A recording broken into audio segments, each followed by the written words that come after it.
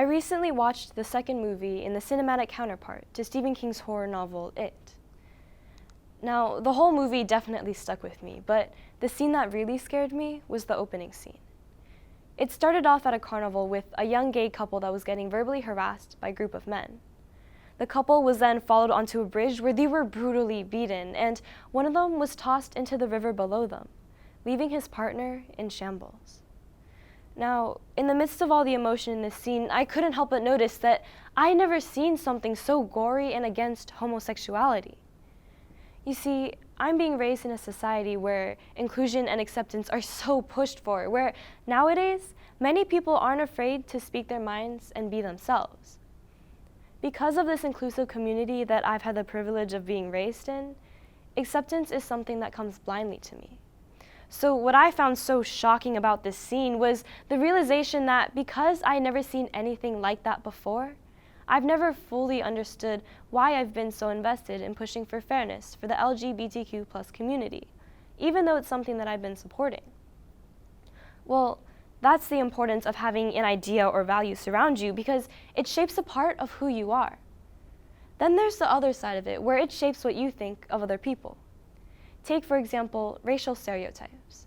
Something I get asked a lot when I talk to new people is, you want to be a doctor, right?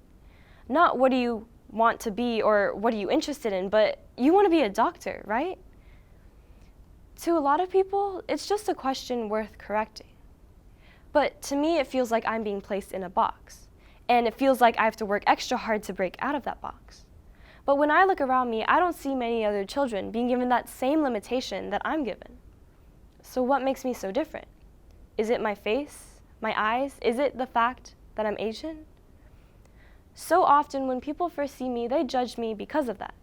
They stereotype me as a way to understand me because they don't know who I am. But stereotypes aren't justifications for your ignorance, they're generalizations. However, for a lot of people, things like gender or racial stereotypes are societal norms. Here in the US, we can still see the lasting effects of racism, homophobia, and other prejudicial views like sexism too, but we can also see an increasing awareness on these issues and the growing push towards equality. For centuries, we've conformed ourselves to standards that society sees fit. But now, thanks to the flexibility of ideas and the ability to more freely express ourselves, it is much easier to go past these limits and set our own paths. Things are changing, and we're right in the middle of it. We are in the age of breaking social norms.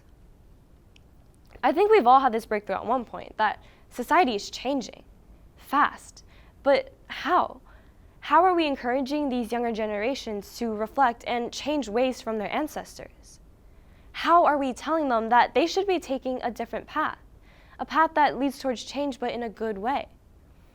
Well, it's a process that comes with long periods of development and activism. Take, for example, the US in the 1800s when racism was at its peak. Then came abolitionists like Frederick Douglass and Sojourner Truth, Underground Railroad heroes like Harriet Tubman, and President Lincoln, who's best known for his role in the American Civil War. Of course, racism against African Americans still exists. It's not something that'll go away easily. But through the consistent pushing for equality, we're here now, and we've definitely come a long way. The slow and steady impact of activism isn't something that can be seen right away. Rather, it's something that's so built up over time that when we look back, we can see how far we've come. So how does activism work then? Well, if you have a differing view than a group of people, it's likely that you'll feel pressure to try to understand their viewpoints and where they're coming from. Once you really get into the reasoning behind someone's mindset, you're more open to the possibility of thinking that way as well.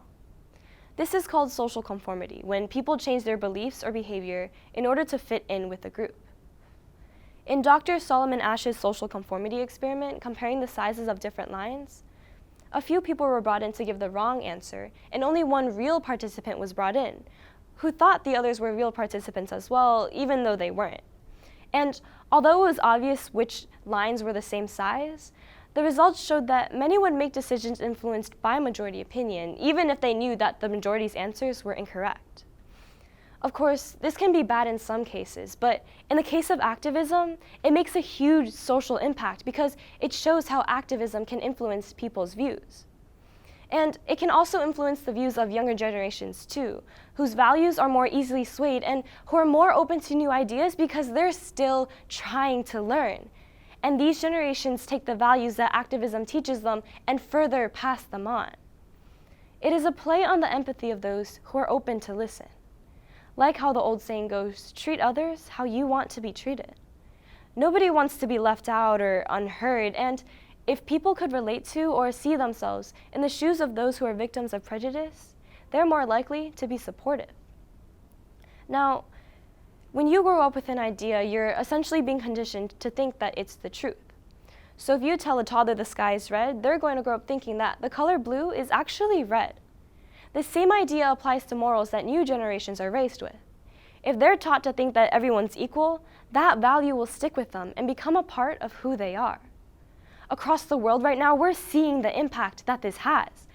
Because of all the activism that's been reaching us younger generations, we're growing up with more and more support for breaking social norms.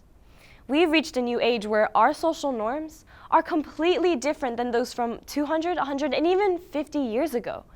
And this is due largely in part to the use of social media. Nowadays, it's one of the most effective ways for activism to reach younger people. It's essentially a hub where news and communication are pulled together. A survey conducted by the Pew Research Center shows that the majority of Americans think that social media is important in creating sustained movements for social change. For example, when the transgender military ban was announced, it immediately caught the public's attention and sparked controversy. And within this controversy, activists started using this as a reason to further push for transgender equality. There were marches and protests, but for many, this wasn't an accessible route. And this is where social media came into play. Because when news outlets mention issues like these, they only come up a few times and then move on to the next topic for the night. But in social media, you can tweet and post about things as much as you want.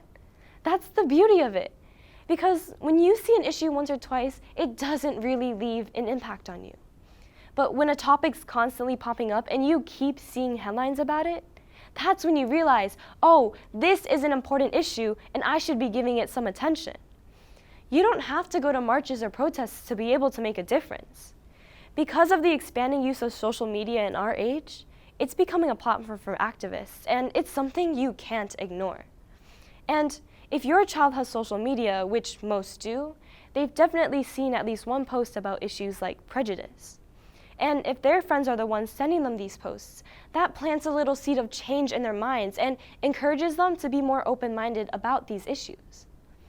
It's the connectivity that social media offers that allows for change and the influencing of the younger population.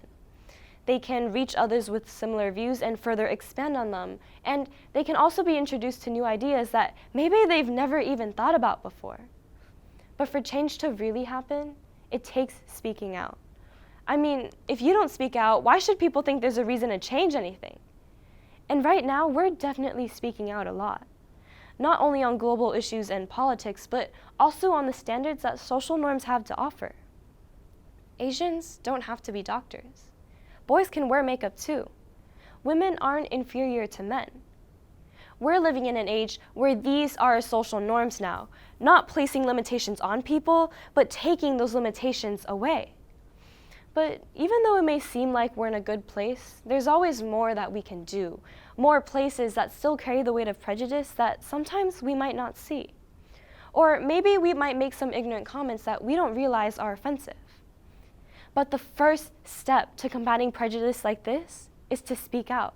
Spread the word, and if people won't listen, show them what's happening. Show them how their ignorance is affecting people's lives. How prejudice undermines the values of people, or how it places limits on what people think they can do. Show them what's going on and show them the impact that they can make. Social norms are changing, and we have to recognize that whether we like it or not, society is changing with them. We've all had our low points or times when we think everyone's judging us. It's not a good feeling to have, but some people have to live with it every day. And this doesn't just happen in movies, it's real life too. So that's why it's so important that social norms are changing, because they're becoming more inclusive. Prejudice is something that can be influenced by an individual, but truly impacted with the help of many.